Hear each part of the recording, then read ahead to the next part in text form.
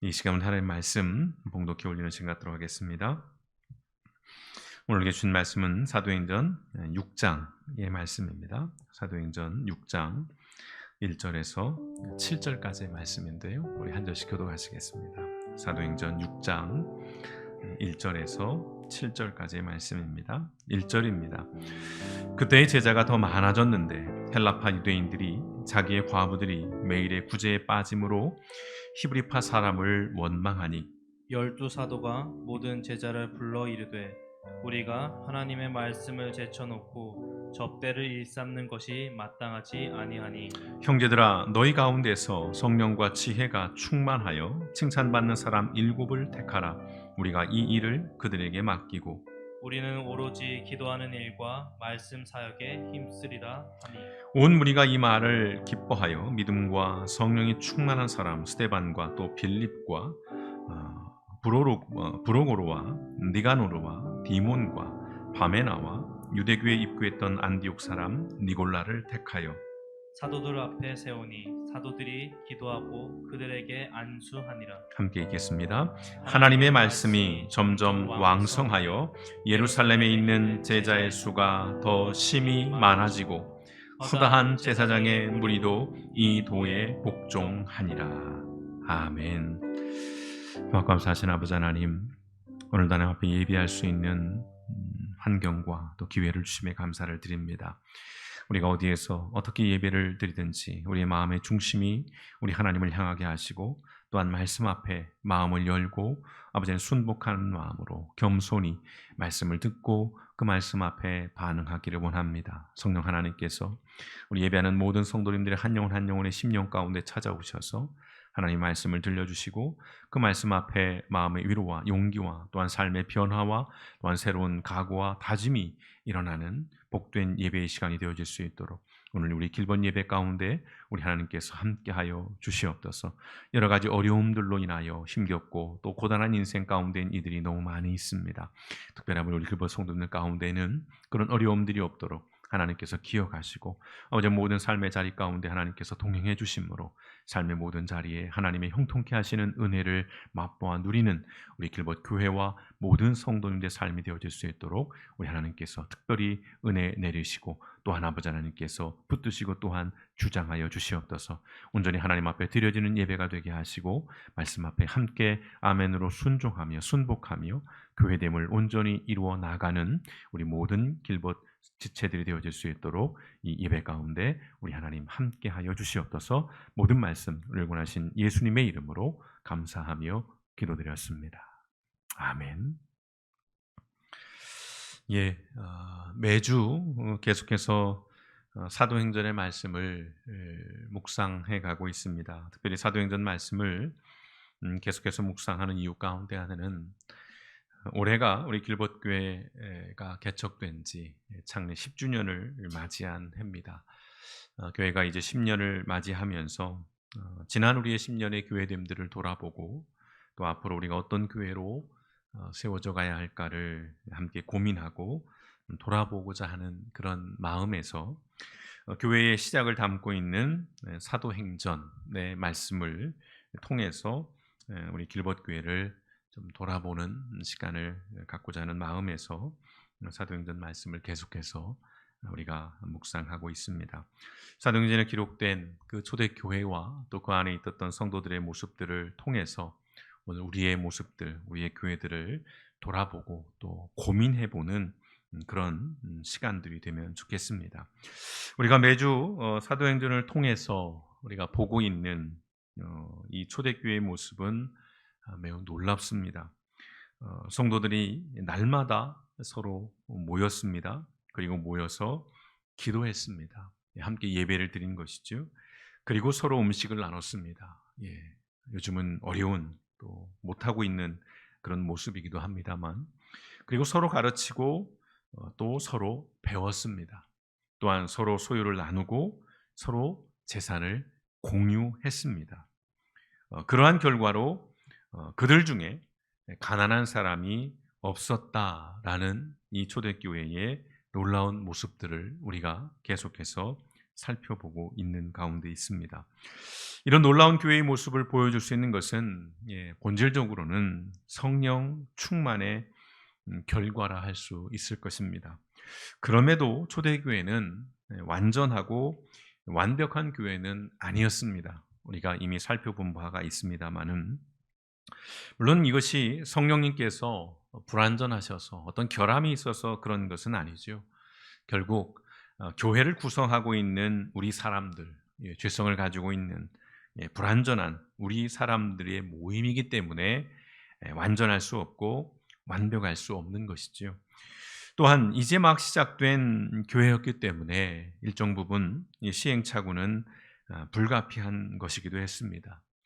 오늘 사도행전의 말씀은 초대교회에서 발생했던 또 하나의 문제를 다루고 있습니다. 저는 오늘 이 초대교회에서 일어났던 또 하나의 문제를 통해서 그들이 어떻게 이 문제를 풀어냈는지, 그리고 그 결과가 무엇이었는지를 함께 나누고 싶습니다.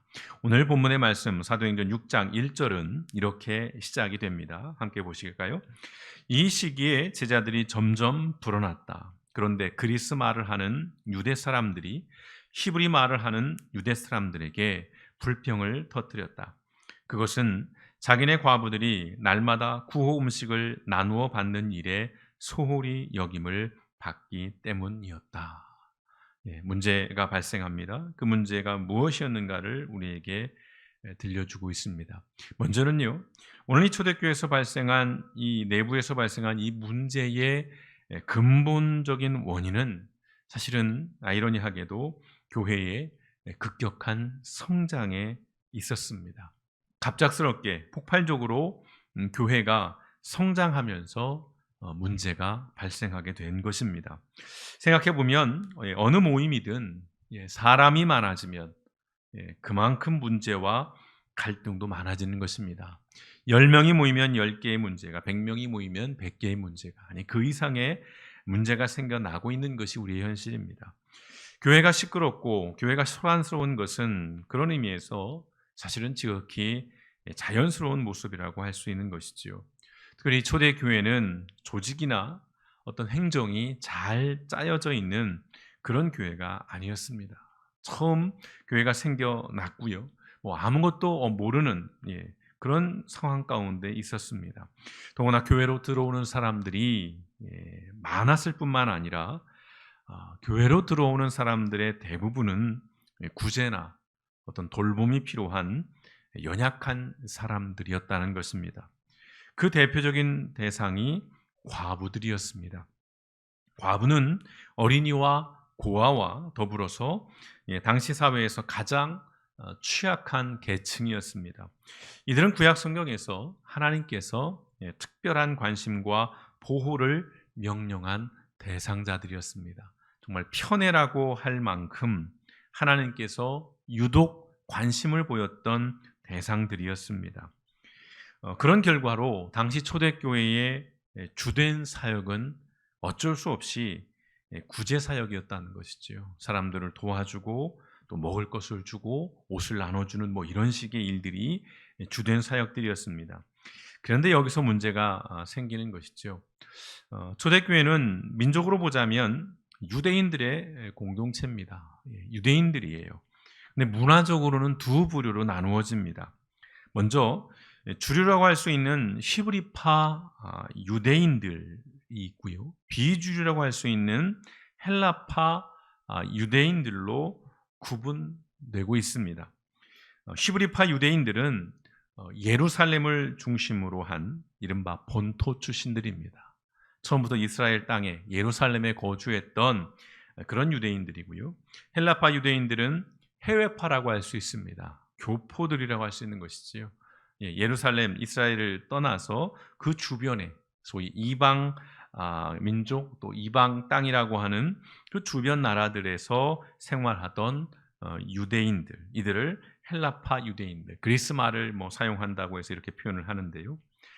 과부들을 위해서 음식을 나누어 줬는데 여기서 차별이 발생합니다. 그것이 의도한 것인지 아니면 실수했는지는 모르겠습니다만은 히브리파 과부들이 헬라파 과부들보다 더 많은 음식을 제공받는 일들이 생긴 것이지요. 이런 이유로 이제 두 진영 사이에서 다툼이 발생하게 된 것입니다. 매우 민감한 사안입니다. 먹고 사는 문제 매우 중요하지요. 우리 사회에서도 긴급 재난 지원금 문제로 얼마나 시끄럽고 얼마나 소란스러웠습니까? 기억하시는지요? 여러분 그걸 다 잘 쓰셨는지 모르겠습니다. 안타까운 말이지만 모든 사람들은요, 불의에는 침묵해도 불편이나 불이익에는 목소리를 높입니다. 요즘 우리 사회의 모습을 보면 여실히 이러한 현상들을 보게 되는데요. 헬라파 유대인들의 입장에서는 이 히브리파 유대인들이 자신들을 무시하고 함부로 대한다고 생각을 한 것이지요. 여러분 교회든 가정이든 회사든 모든 모임에서 갈등의 주된 원인은 간단합니다. 무시당한다는 생각이 들거나 불이익을 당한다고 느껴질 때 갈등이 생겨나죠. 불만이 생기고 원망과 다툼이 벌어지게 되는 것입니다. 급격하게 사람들이 늘어난 초대교회에서 의도적인 것은 아니었을지라도 이 분배의 문제는 심각한 갈등의 원인이 되었습니다. 다시 말씀드립니다. 사람이 모이는 곳에는 문제가 있고 갈등이 있습니다. 그 자체는 불가피한 것입니다.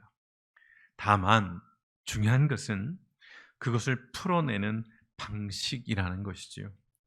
그렇다면 이 초대교회는 이 문제를 어떻게 풀어냈을까요? 12사도가 이제 이 문제를 해결하기 위해 나섭니다. 2절 말씀해 보시면 그래서 12사도가 제자들을 모두 불러놓고 말하였다. 우리가 하나님의 말씀을 전하는 일은 제쳐놓고서 음식 베푸는 일에 힘쓰는 것은 좋지 못합니다.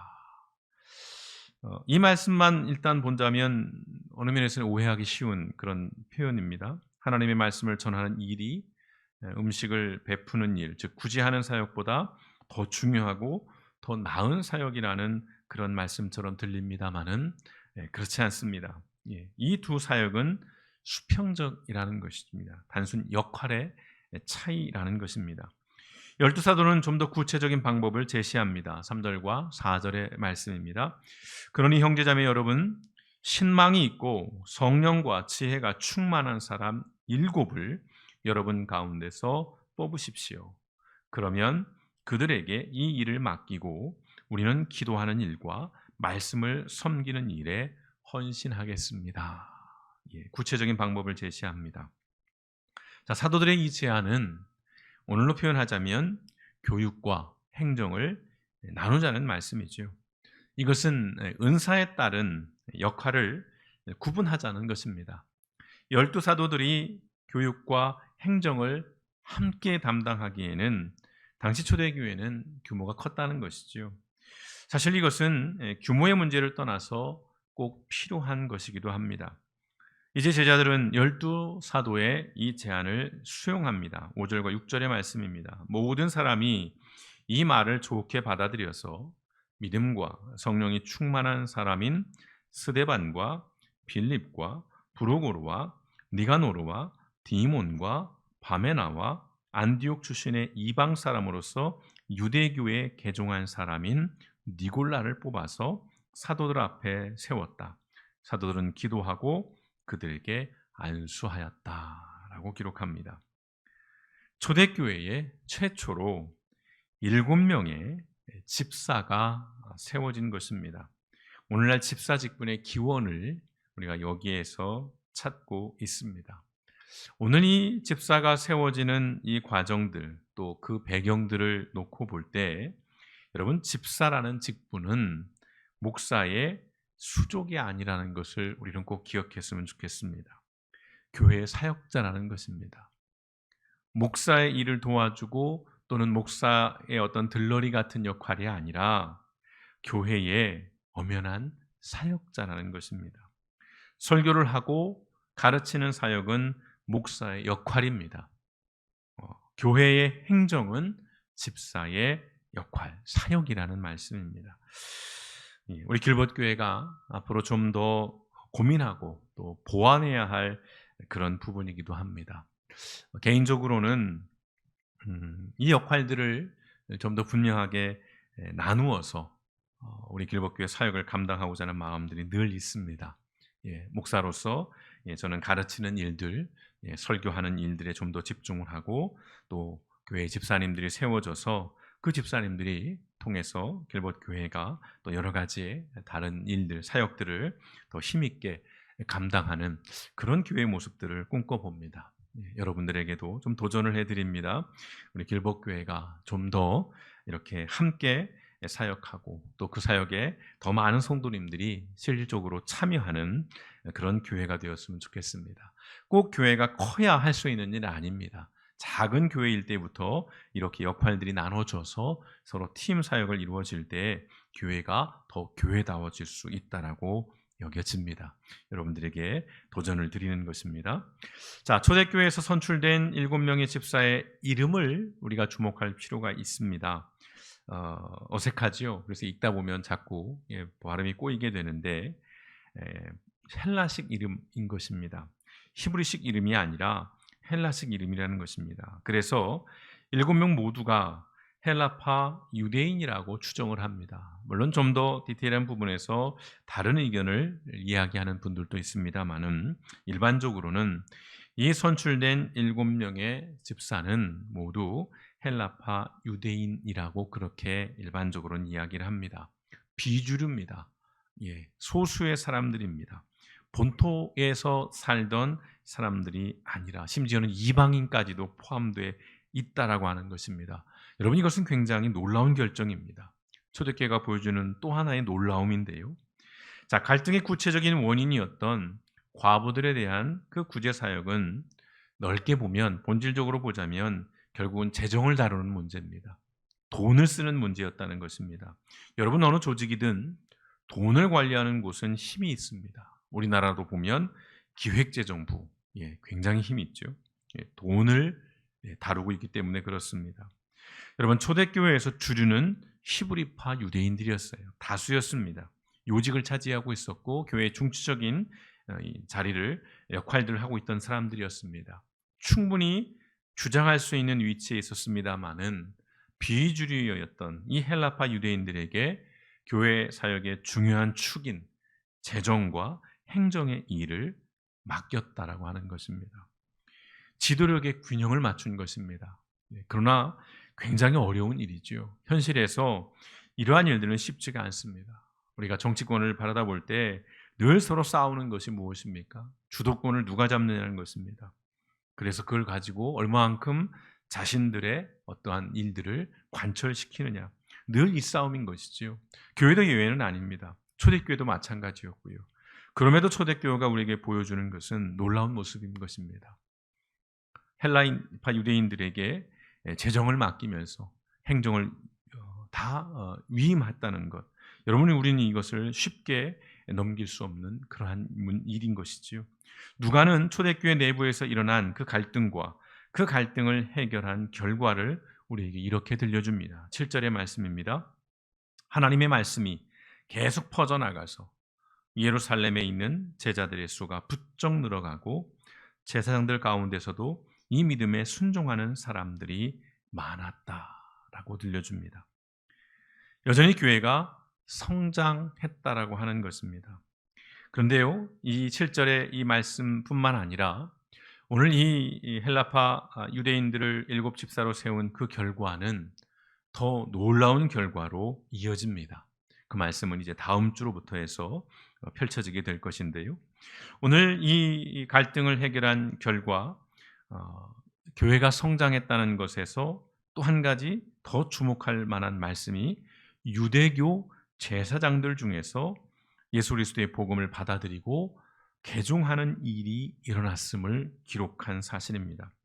물론 여기에 기록된 이 제사장들은 예루살렘 성전에서 일하고 있던 제사장들은 아닌 것 같습니다.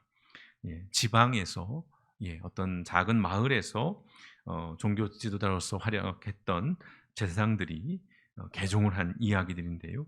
분명한 것은 오늘 이 제자들이 전하는 예수 그리스도의 복음의 능력이 얼마나 강력했는지, 당시에 얼마나 정말 많은 영향력을 끼치고 있었는지를 분명하게 보여주는 사례라고 할 수 있습니다.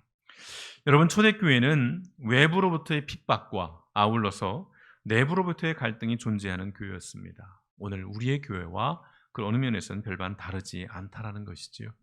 무풍지대에서 그야말로 천사들과 같은 사람들만 모여서 아름다운 천국을 이룬 교회가 아니라는 말씀입니다. 여러분, 교회 자체가 결코 그럴 수가 없는 것입니다. 하나님의 나라를 구현하고 하나님 나라의 삶을 추구하는 곳은 분명 교회입니다. 그러한 것이 교회이면 분명합니다만은 그렇다고 해서 완전한 하나님의 나라를 구현할 수는 없다는 것이죠. 적어도 지상에, 이 땅에 존재하는 교회는 그렇다는 것입니다. 초대교회나 지금 오늘 우리들의 교회나 문제투성이고 다양한 갈등이 존재하는 곳입니다. 여러분이 이 자체에 대해서 우리가 실망하거나 낙심할 이유는 없습니다. 물론 실망이 되고 낙심이 됩니다. 그리고 회의감도 듭니다. 그래서 많은 사람들이 또 교회를 떠나는 것이 현실이기도 합니다. 그리고 교회 밖의 사람들은 우리에게 말하지요. 어떻게 교회가 그래요?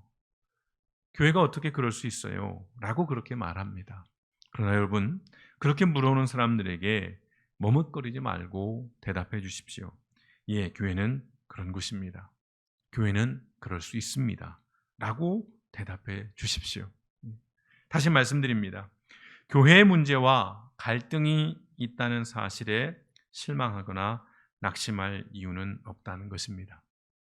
다만 그 문제와 갈등을 어떻게 풀어내는지, 어떻게 대처하는지에 대해서는 우리는 분명 세상의 조직이나 단체와 모임과는 달라야 한다는 것입니다. 이것이 핵심이죠. 오늘날 우리의 교회들이 이것이 잘 되지 않아서 세상의 조직이나 단체와 모임보다도 오히려 이 갈등과 문제를 풀어내는 그 방식들이 너무 형편없어서 인간적이지 못해 정말 너무나도 정말 품격 없는 모습들을 보여왔기 때문에 오늘 우리의 교회들이 여러 가지 어려움들 또 난처한 상황들에 지금 처하고 있는 것인데요. 초대교회의 위대함이 오늘 이 집사를 세워가면서 문제를 풀어갔던 이 이야기 속에 담겨 있습니다. 여러분, 초대교회는 위기를 만나거나 또는 어떤 갈등에 직면했을 때에 그것들로 인해서 와해되거나 분열되지 않았다는 것입니다. 서로 책임을 떠넘기고 서로 책임을 회피하면서 그것들을 모면하거나 또는 그 위기나 갈등을 통해서 주도권을 잡으려고 하거나 또는 그것들을 통해서 무언가 이익을 추구하려 하지 않았다는 것입니다. 우리가 계속해서 살펴본 바로는 오히려 그런 위기들을 통해서 초대교회는 더욱더 단단해지고 또한 더욱 성장하는 모습들을 보여줬다라고 하는 것입니다. 여러분, 왜 그랬을까요? 그럴 수 있는 이유가 무엇이었을까요? 다시 말씀드립니다. 그들의 목표가 동일했기 때문입니다. 무엇이었습니까? 그들은 예수 그리스도를 전하는 것, 예수 그리스도의 복음을 전파하는 것, 여기에 그들의 마음이 모아져 있었다라는 것입니다. 제자들은 자신들의 이름을 빛나게 하거나 또는 높은 자리에 오르거나 또는 어떤 이권을 탐하는 마음이 없었다는 것입니다. 참 놀라운 것이죠. 예수님과 함께 생활했던 그 3년여간의 시간 속에서 제자들이 보여줬던 모습은 이런 모습이었어요. 자신의 이름을 빛나게 하려고 했었고 높은 자리에 앉으려고 했었고 자기가 더 주목받고 인정받고 무언가 이익을 얻으려고 했던 그런 제자들이었습니다. 그런 제자들이 이렇게 변화돼서 어떤 사심이나 개인적인 탐욕이나 이런 것들을 다 내려놓고 이제 그들의 삶의 방식은 온전히 예수 그리스도의 삶을 살아내는 것에 집중하고 있다라고 하는 것, 오늘 우리가 다시 한번 곱씹어 볼 우리들의 모습이라고 여겨집니다. 그러한 삶을 살아냈기 때문에 위기를 만나거나 갈등 앞에서도 그것들이 걸림돌이 되지 않고 디딤돌이 될 수 있었다는 것입니다. 내 자신을 위한 사심과 욕심이 앞서면 반드시 문제가 생깁니다. 생기는 것뿐만 아니라 더욱 커지고 갈등은 더욱 깊어지고 결국 파국에 이르게 된다는 것입니다. 세상의 모임뿐만 아니라 오늘날 많은 교회들이 사실은 극단적인 어떤 상황까지도 내몰리고 또 치닫고 있는 것은 결국은 개인들의 욕심들 또는 어떤 진영들의 욕심들을 포기하지 못한 결과라는 것입니다. 이것이 오늘날 교회가 문제와 갈등 앞에서 대립하고 분열되는 이유인 것입니다. 모든 조직과 나라가 분열되는 이유이기도 하지요. 자기 만족 또는 자기 유익을 위한 선택이고 결정임에도 우리의 대의 명분은 너무 거룩하고 너무 거창합니다. 교회로 예를 들자면 하나님의 뜻이라고 말합니다. 하나님이 원하시는 것이라고 말합니다. 그러나 실제로는 내가 원하는 것이지요. 우리가 욕망하는 것들입니다. 또는 세상으로 보자면 국민들을 그렇게 팔지요. 국민을 위해서 이렇게 하겠다. 국민을 위해서 이런 걸 해야 한다.